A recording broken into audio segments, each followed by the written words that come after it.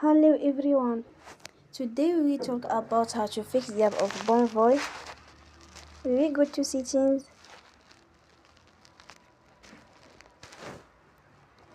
Then we click on apps.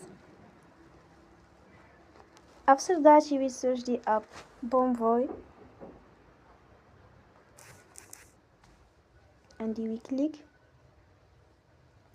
Then you will on force stop. After that you will go to storage. Then we click on clear cache.